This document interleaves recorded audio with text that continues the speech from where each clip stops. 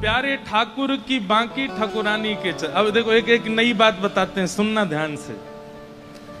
हमारे ठाकुर जी टेढ़े काय को खड़े हैं, कई इसके पीछे बातें बताई जाती हैं, पर वास्तविकता यह है कि किशोरी जी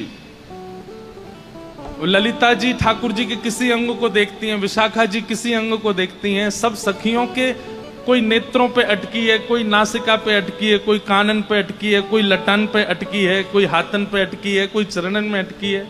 पर हमारी किशोरी जी जब जब ठाकुर जी के समीप आती हैं, उनकी दृष्टि यहीं पड़ती है, कमर पे। किशोरी जी ठाकुर जी की कमर ही देखती हैं। क्यों?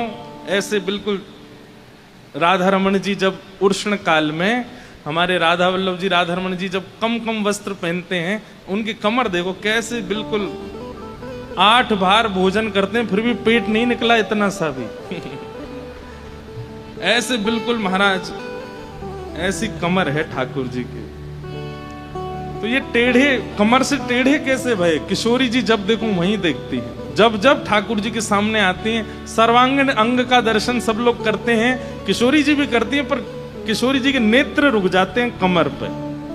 अब इसके पीछे लीलात्मक भाव तो बहुत सारे हैं, लीला के भाव तो बहुत सारे हैं, लेकिन वास्तविक भाव क्या है? पूरे ब्रह्मांड को ठाकुर जी अपनी अंटी में बांध के कमर में ही रखते हैं। तो किशोरी जी कृपा करने के लिए कमर की ओर देखते हैं।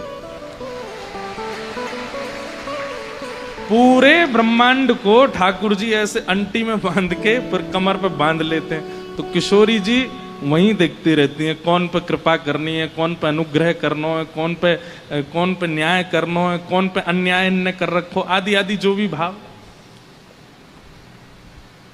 हमारे ब्रज में एक रास का पद गाते हैं, रास में चल श्यामा प्यारी, बाट सब देखें ब्रज नारी। रास में चल श्यामा प्यारी, बाट सब देखें ब्रज नारी।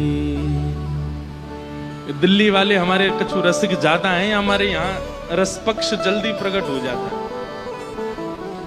अभिमान मत कर लियो या बात को, क्या अभिमान है जा, देखो हम तो बड़े रसिक हैं। तो रास में चल श्यामा प्यारी, बाट सब देखें ब्रज नारी। रास में चल श्यामा प्यारी, बाट सब देखें ब्रज नारी। तो पूरा पद नहीं गाएंगे, वो जिस दिन रास होगा ना कथा में उस दिन गाएंगे।